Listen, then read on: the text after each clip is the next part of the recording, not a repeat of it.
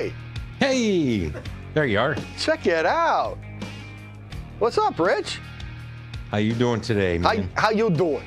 That's what I want to know. Good. How you doing? What are we going to be talking about today? Today we're going to talk about plumbing. Oh. Okay. We're just going to get into the basics. We're not going to get into all the nitty-gritty stuff, but well, we might, knowing us, but we're going to try and keep it. Yeah, we'll get in the weeds. Yeah. We're going to try and keep it light, simple, just cover the basics, and just kind of go from there. But we'll see. We'll see how it goes. So, no construction news today, right? We're just nothing happened this week. Yeah, nothing that we know about anyway that was worth talking about. So, you can also, we're on. Let's see what it says here. We're live on YouTube. We're live on Periscope and Facebook, and you can catch us all there. And you make sure you click on the subscribe or the like button, the bells, the whistles, all that fancy stuff set up. Go ahead and click on all that. That way, you'll be notified, like Max Chagrin was here in the studio audience. And since Max, as soon as we went live, his phone went ding, and now we're here. So it's all brought to you by Mr. Floor. And wherever you're watching, click on the like button, like I said, and you'll know when we're coming in. So also, the other thing that we're doing is sending out the newsletter. So if somebody wants a newsletter, Rich, how can they do that? You need a newsletter, just go to mightyhouse.net. That's our website. That's where you can find all kinds of good information in our blog and everything. Sure. But anyway, go to our contact page, and just all you need is first, last name, your email address, scroll on down and click on boom, done. Boom, done, just like that. Every week you'll get links to these episodes. Sure. And we've got free stuff sitting around here that we're going to have to figure out a way to give that away. So, well, the shelves look full. Yeah. No, I've got some other stuff here in front of the shelves that we can't get on the shelves that we're going to have to try and give away. So, we'll figure out how we're going to do that here shortly. And if you got an idea. You mean some of that Klein Tool stuff too, yeah? Yeah, I got Klein Tool stuff. I got all kinds of fancy things sitting around. Yeah. So we got some Klein's Tool stuff to give away. So podcasts of all our shows are available at mightyhouse.net, Stitcher, iTunes, TuneIn, SoundCloud, and on Home Improvement USA. And again, just go to mightyhouse.net, click on the, what's it called now? No. Contact us page? No, that's you. On demand. The blog page? It's the on-demand page, and you can the listen on-demand page, yes. You can listen to it all right there. So, all right, let's get into it. Plumbing. We're going to start off. What do you got for it? What's the first picture there, Fuzzy? Hey, look at that. I'll step back off the side here. House piping system. This is our water supply and our household drain, waste, and vent. Yes. So this is like a basic house of what you're going to see. And it looks like this one might even be on a well because it's got the heater, softener, it's water couple softener. of softeners. Yep, all that stuff. So, but this is overall what's going on inside your house, inside the walls that you can't see. You've got your hot water lines, your cold water lines, and the drains running everywhere. So, it's all coming into the house that way and runs through the house. And like I said, most of the time you don't see it. So you don't even worry about it. That picture does cover most of the rules of plumbing. Yes. I see that stink goes up. Yes. See that? Waste goes down. Yep, right there. Stinky goes out of the roof, and then that goes It just doesn't show that payday's on Wednesday. No. And the other important tip is don't chew your nails. Just saying. Yeah, that's true. So let's bring this into just a bathroom so we can kind of point this out a little bit better. There. See, now you got a better idea of what's going on in there. And you have these areas, these traps that are underneath your sink. You can see it's underneath the tub. The tub. But why isn't it underneath the toilet? It goes straight out. Look at that. Well, see, and that's a key there. That's important, that your toilet has a trap built into it. You ever look at the back side of your toilet, you see that trap that's built into the toilet. So if you were to put a trap in the floor, your toilet wouldn't flush very well because you're trying to push water through both traps. Yes. Yeah, you don't. So yes, plumbing a toilet is always a straight bend. Straight shot right into it. And it's a 90 back, and then so you can see they've got the gray water and all that all right here in the dark black, and then as soon as it goes to vent, it turns to white. And the vent is doing what, Rich?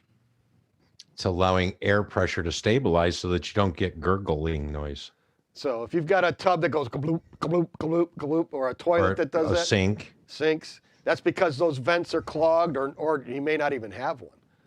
Right. So is that the eduction of when the water comes through the pipe and it's sucking the air from the other ones? Correct. So essentially, that is a not necessarily a relief, but it's a pool. It's somewhere where you can pull air instead of pulling air from your drain. Correct. Okay. Correct. Like, you know, Correct, because if you actually sent enough water down a tub drain, let's say you had a 2-inch tub drain, and I sent a ton of water down it really quick, and you didn't have any venting system, you could actually suck the water out of the trap under the sink right here. And if you did that, then you would start getting sewer gas coming up. It's not that it would harm the drain, but you get all the sewer gas coming through. The trap is to stop sewer gas from getting into the house. Right. How do I put water back into the trap? Turn the sink back on. I get a syringe and just Nope. Just turn the water on. Let it run for. Just turn the water on. It 30 will seconds. refill the trap. So, I mean, looking at a floor drain, it looks the same as the trap there or the trap here under the tub. Right. It was back here, actually. There you Right go. there. Yep. That trap, your floor drain would have a trap as well. And what happens is the water evaporates out of it. And then you start getting sewer gas. So you might smell that in your house. So you just fill that with water or environmentally safe antifreeze or vegetable oil, and that'll slow down the evaporation. Right. Right. So if you're getting those sewer gas smells, that's why those traps are dried out. So, and then of course we've got our water lines coming in here. You've got a hot line and a cold line that's coming in. It goes to each faucet, but notice they didn't bring the hot water over here. Well, that must be southern climate then, because up north it's nice to have hot water to your bowl. Yeah, when you flush, you get nice warm water. It heats the toilet up. There's nothing wrong with that.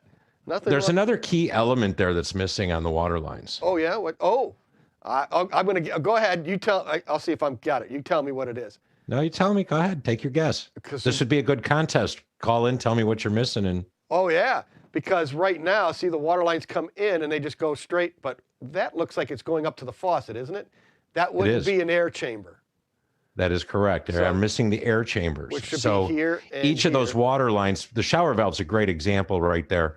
So instead of going directly into the valve, it would actually pass the valve and stop. And the reason for that, you have an airspace and that stops. You ever turn a faucet off in somebody's house and it goes bang? Right, it rattles. That's the water literally stopping, coming to an extreme A water fast hammer. stop, Yep. and hammering, right, hitting the valve. So by doing the air chamber, it allows the water to go up into that air chamber and settle itself back down, and it stops hammering. Correct. And that should be on So- your sink. It should be on the At least you tub. pulled that right out of the code book from West Virginia. Right. And this should have it over here on the toilet too. So Yes. that at every fixture you have those, air chambers, hammer resistors, all kinds of different things you can call them. But that's generally what we would call them. It's just an air chamber. Yes, And they to do have it correctly. they have pre-made ones that are really slick, turned out of copper, and but most people just make them. They just take a 12-inch piece of pipe, whatever they're using, and put a cap on it, glue it into the T. You're done. It's fairly simple. So now a lot of our stuff is PEX, which is a product we'll talk about later. Yeah. But they actually make air chambers that you just pinch into it then. Oh, really? See, I Yeah. don't get to play with that. And they actually, I'm sure there's a code for it, which I'm not totally familiar with, but they don't do it at every fixture, at every valve then. They might do it on a run in a bathroom, Okay.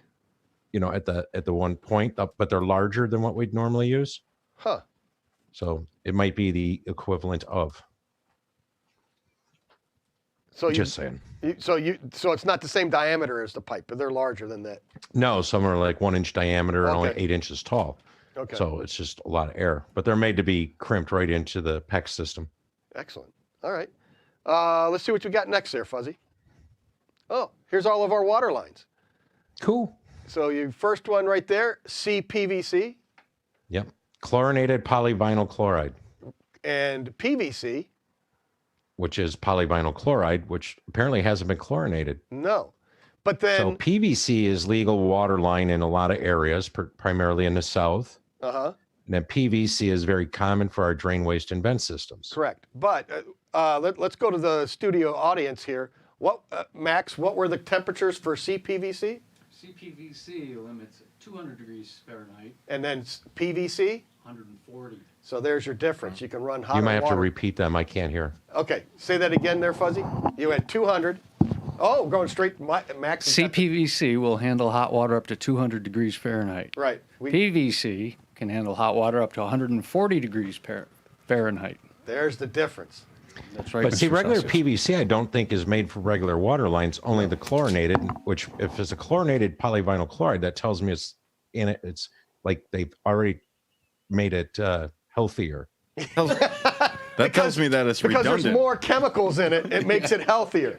But you just It kills doubled the C. bacterium. Yeah, because you got It's got two an extra C's C in it. Right. There's more chlorine in it. More, I would assume. So, so it handles higher Nice. temperatures and theoretically, I guess expansion and contraction. It'll go through those cycles better than regular PVC. So we would normally just be using PVC on drains.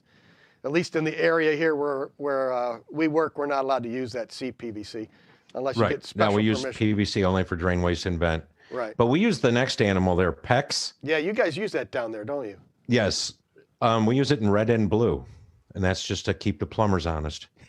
But that's cross-banded polyethylene. Okay. Or cross-linked, whichever way you want to call it.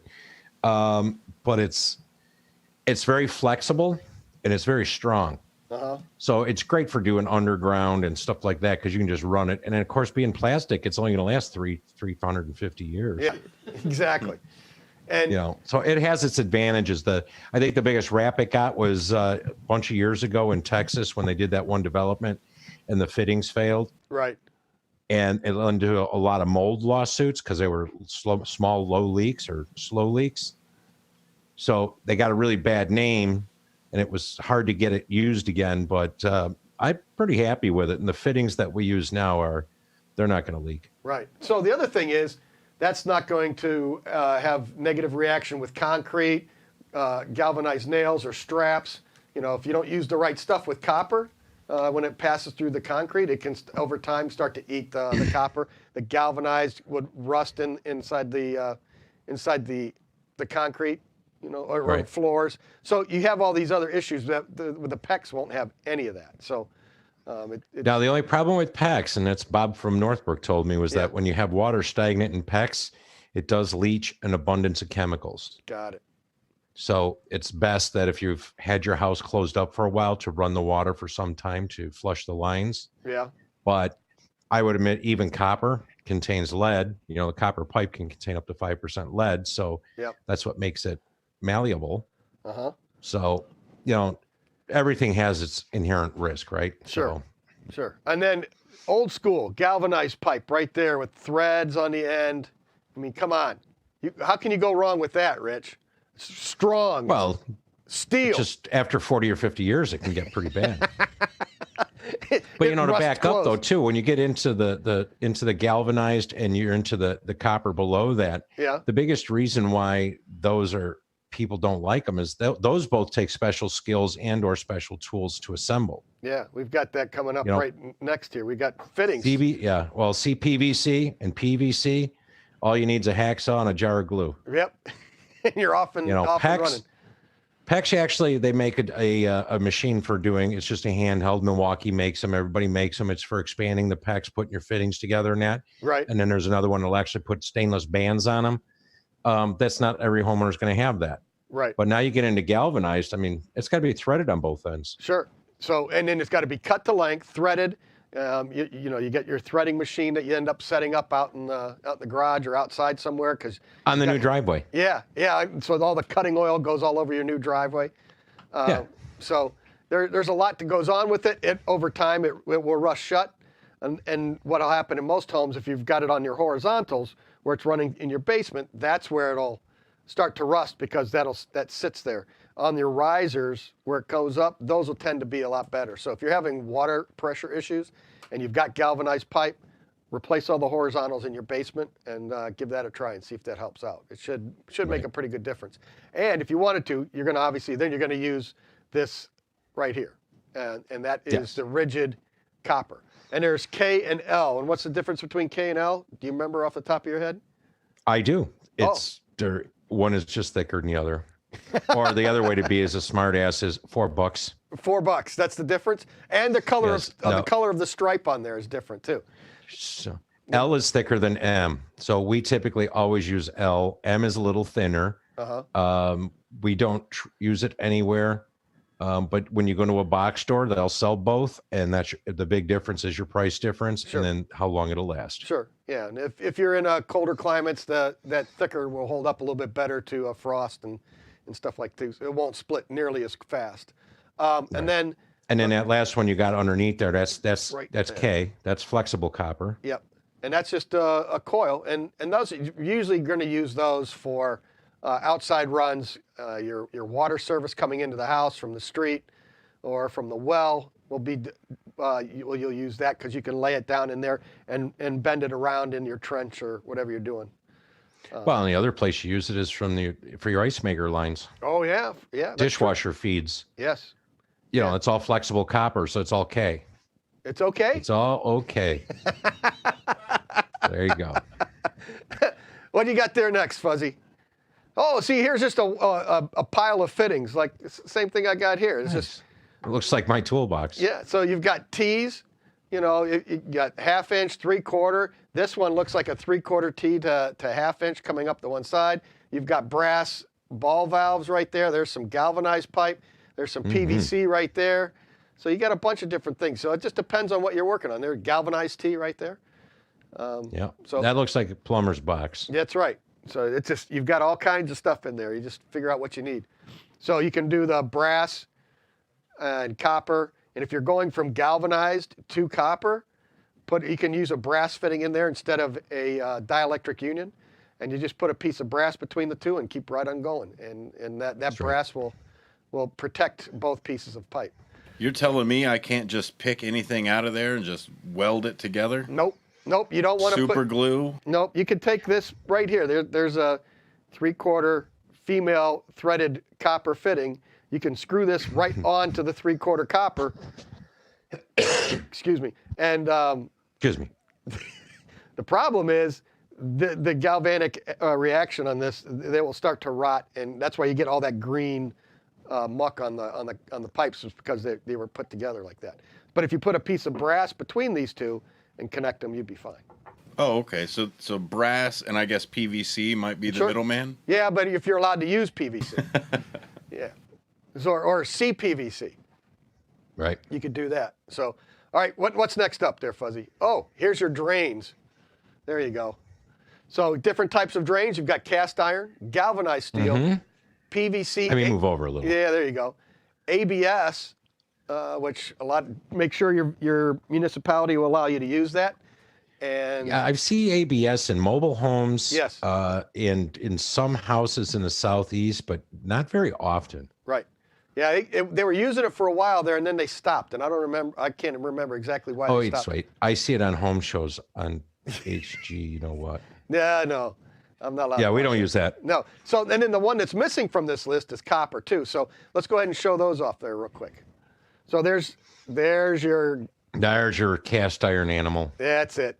And you can see. And that's all put together with oakum, and that looks like it's got leaded joints. Yes, that's old school right there. So Yes. this T slides into the bell of that straight piece. It's Yes. oakum, which is like a type of rope, and you pack that all the way around, and then you pour a lead joint around inside of that to bond that and make it waterproof. And so it Can't we doesn't just get those rubber things and just push it all together now? Yeah, now you can. Yeah, I can't remember what those are Took called. all the skill out of that one, huh? Yeah, so now they make a rubber fitting you can just drive in there. But that's how all of these joints here, even like these up here, all the way up, they would pound in the oakum and then put lead and then seat the lead, and that would hold it together and it would be fine. You know, there's stuff that's But I around see there's 100 years. a galvanized drain running into that right there over my head. This right piece over right by here, there. right over by here. Yeah. Oh, this one up here, right Yes. there, that one. That's galvanized coming into it. So a lot of times you use your galvanized Right there. horizontals. No, you're a little too high, but A little too high. yeah. But All yeah. right, it was the delay that gets me. Oh, okay. Yeah. So that's fairly common in older homes, and that's generally what you run into. What do you got for us next? There's your galvanized. See, and there's a piece that's rotting out right in the middle there. That's perfect. Well, you know why? The funny thing is you don't realize it, but when you put threads on the end of the pipe, Yep. you cut all the galvanizing off. Yep. And that's a So short nipple. So there's typically, no when you have galvanizing. galvanized pipe, whether it's water line, drain waste, or vent, they fail right at the joint. Yep. Yep. Exactly. So move back just a little bit more. Let's see what's right here over your shoulder. No, is that? I can't tell if that's. It looks like the handle on a gate valve. Yeah, that's it. I thought maybe it was where because you can see the copper sitting right up against the galvanized pipe, and you'd want to put a piece of cardboard or something in there just to keep that separated.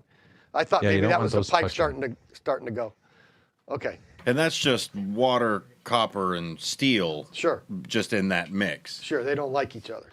Okay. Well, here, I move out of the way again. Now check that valve again right there. Yeah.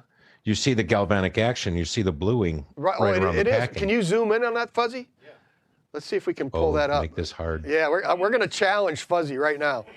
See if he can zoom in on that. And he's just, he's working it. He's working it. Right there. So you see a little bit of discoloration? Yep, there you go. And that's just the difference between the nut, the body of the valve, and the valve stem, which is probably steel. So you've got a little bit of galvanic action going on right there, causing that bluing. Yep. And that's exactly what's going on there.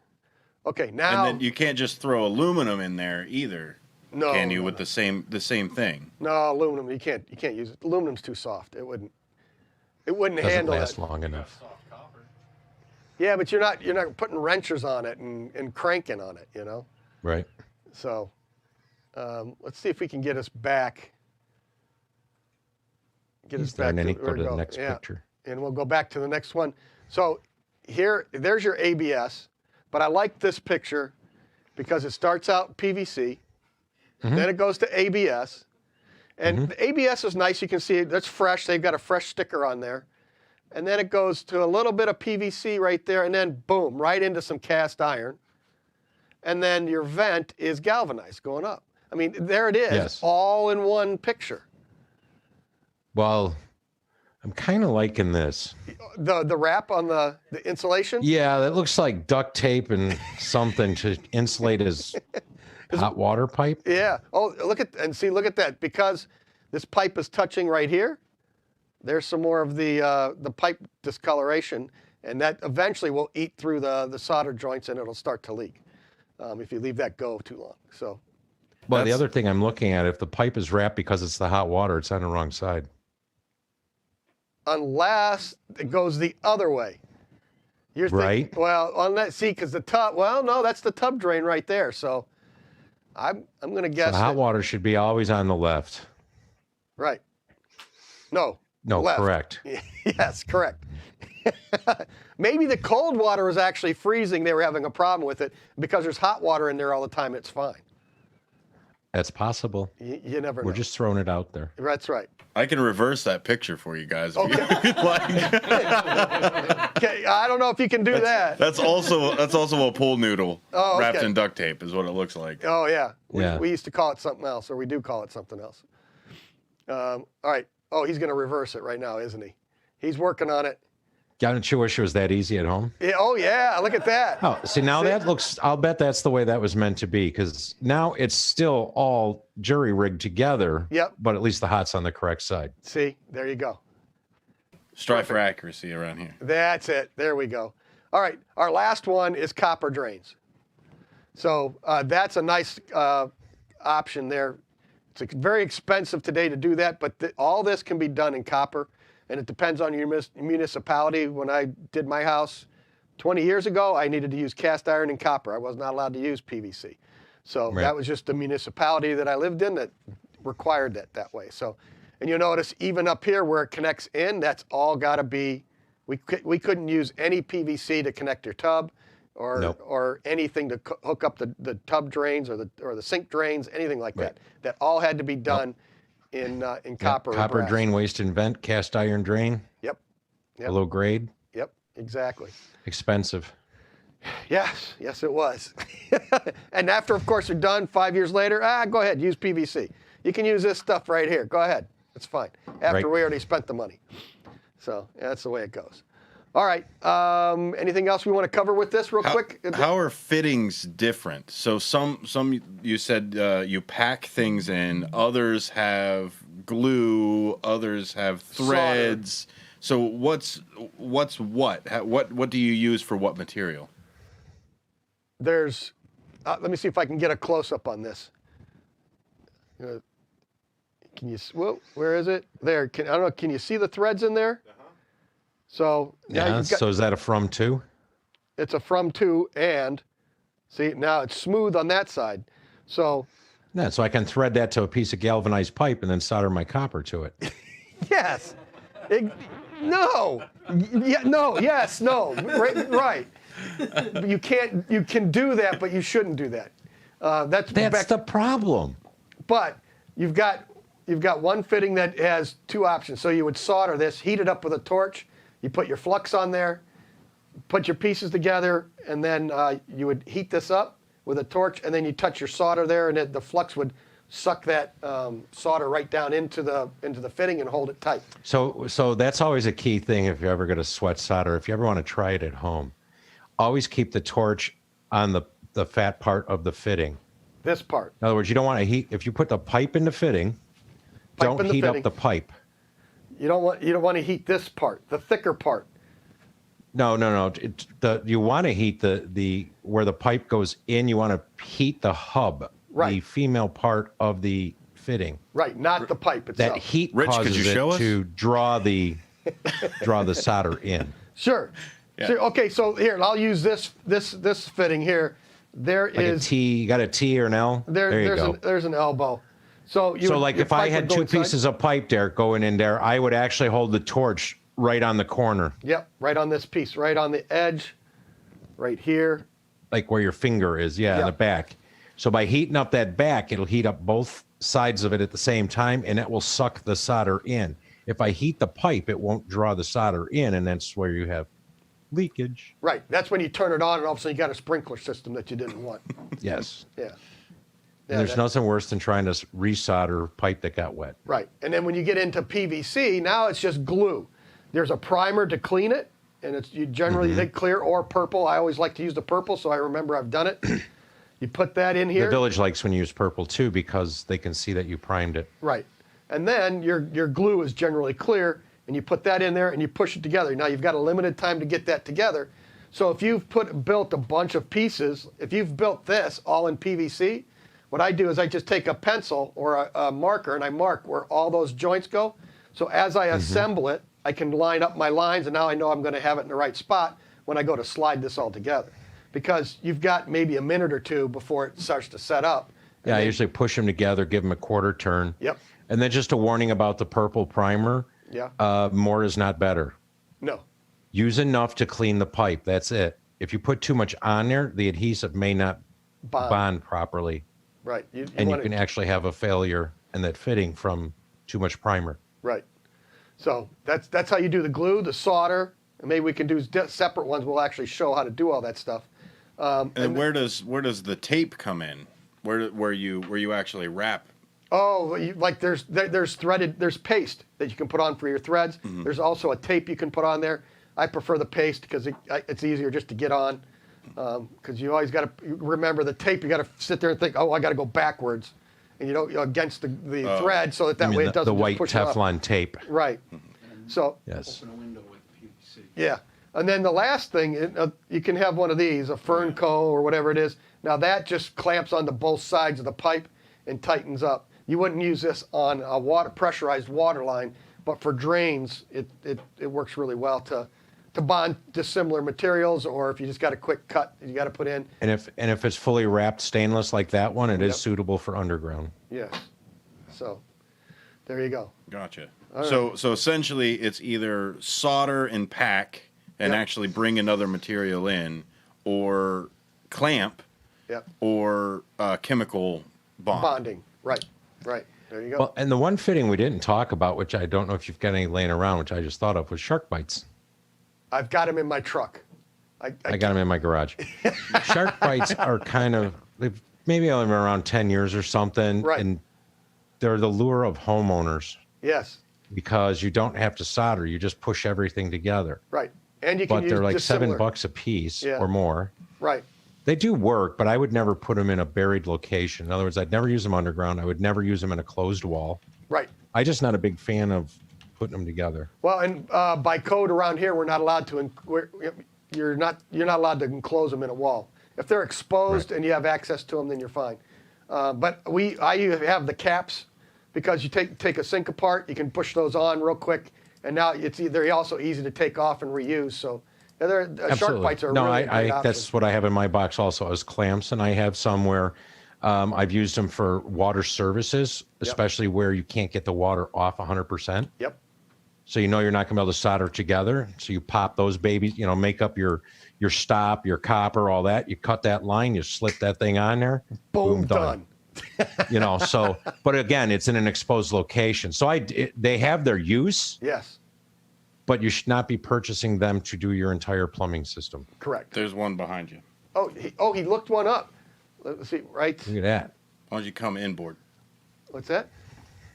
Did you find that back in what's really interesting with those, they're the same way all of the air conditioning parts on your car are put together. Oh, really? Yeah. Did you go back in the aisle back there and find that, Fuzzy? No, I pulled up a picture. Oh, you didn't go back in the aisle behind us? Oh, yeah. Well, this one's the biggest one that they had. I wanted to make sure that everything showed up okay. Oh, there you go. Okay. So the pipe just slides in there. It's really interesting this way. Where'd it go? Mm-hmm. Where'd it go? It's over here. It's behind you. It's behind you, The yes. pipe goes in there and it seals up, and then that slides inside the pipe. It's pretty interesting how it all clicks together. The nice thing is you can get a collar, click it open, and take it back off later. So it works pretty good. Which is easier said than done, but Yes. it does work. Yeah. All right, should we go to an email? Sure. We can. Do you have the song? Are we ready? Email. We get email. We get your email Hard song to every dance to. day. Here's your mail today. All right. Time for the glasses then. Let's see what we got. This came in after last week's broadcast, right after we got done, and said, can you recommend the best flushing toilets for the money? So what would we find back in these aisles, Rich, that would really work well? Back there that would make your toilet flush well? No. I'm sure there's a toilet back in the aisle back there that we just haven't gotten to yet. Oh, I mean, like Kohler and Toto spend a lot of money competing against each other for their best flush. Yes, they do. They're flushing Using tennis the balls. least amount of water to get the largest amount of waste out. Yes. Toto's, we've been using for years. Toto and Kohler, I think, are my two favorites. I think the big difference between those and the less expensive toilets that you'd find are they don't have fully glazed trapways. Right. So if the inside of the toilet's not fully glazed, then it's not going to allow everything to move past smoothly. Right. And it tests up. And I sent you a link to a testing company, how they were doing everything with soybean paste and trying to replicate The drop and real everything. life situations to test the toilets. They have a drop test and a flush test, multiple soybean packages with a certain amount of toilet paper. Yeah. Well, I imagine that more people eat soybeans than tennis balls. Yes, that's true. Yeah. That's true. So, but yeah, you want to look, especially if you go to the big box store, a lot of times, even if you are buying a named product, check and make sure that it is glazed all the way through the entire trap, because that'd be one of the cost-saving things that they would do is not glaze the entire trap in the toilet to try and save a couple bucks to meet the big box store's price point. So if you go to a plumbing supply house and you pick up a Kohler or a Toto, you're not going to go wrong. So. Well, and I'll tell you too, like when you go to a box store and you get a toilet for $130, the guts in it are usually really bad. Yeah. The flush valves are not that great. They only last a couple of years. The flappers, my favorite part is most of them are red. Yes. So they start breaking down. You end up with a red ring in your toilet. Uh-huh. So, you get what you pay for. Right. So you're safe. Any Toto, any Kohler. Is there something somebody can do with their toilet to make it flush better? Are there certain adjustments, flapper time? Is there a certain link on the chain that it needs to be up? Rich? Yeah, right. No, there's not really. I mean, you can pull you can lengthen the chain to keep it just to where the arm in the tank is tight to the flapper when it's all the way down and sealed, and that'll give you the most water coming out. And every flush valve is adjustable. There's a line on the top, and it'll show you how many gallons that would be in your tank typically, and you can turn that top screw, and that'll raise and lower your water line. So I would always start at the lowest point that I could and just raise it as needed until it worked effectively. That way you're saving water and still cleaning out the bowl. Right. I mean, if you got a new toilet and you got to flush it twice, what's the point? You're at 0.6 gallons. You're not saving anything doing it twice. It's 1.2 gallons. So exactly. So we try to get around that. Yeah. So, all right. I think we're going to call it quits today, then, buddy. I think it's time to get out of here. If you wanted to, if you missed Let part me throw of the show, one more thing out there that just Sure. popped in me skull. Okay, go ahead. If you have a house that's 100 years old and has 4-inch cast iron pipe, you may not want to use a low flow toilet. Yes. You may be better off rebuilding yours because the cast iron pipe is too large in diameter. It may have enough debris in it just from age that a 1.6 or a 0.8 gallon flush is not going to move waste through the pipe very effectively. So you may be better off just rebuilding your older toilets. Yes. Good answer. Good answer, Rich. I like that. Thanks. Podcasts That's and the preview things you shows. usually remember when you're driving home. I should have said that. Podcasts and preview shows available at mightyhouse.net, Stitcher, iTunes, SoundCloud, and on homeimprovementusa.com. Find links to all of them at mightyhouse.net. And if somebody wanted a newsletter, Rich, how can they do it? Get over to mightyhouse.net. Click on the Contact Us page. All I'm asking for is your first to last name, your email address. Scroll on down and click on Boom Done. All Get right. the newsletter once a week. That's it. We don't sell your information. We don't hit you up with a GoFundMe page link, nothing. Just newsletter. There you go. All right, we're going to clear out of here, and we'll be back next week. So keep it square and level until Until next week. Yeah, there you go. All right.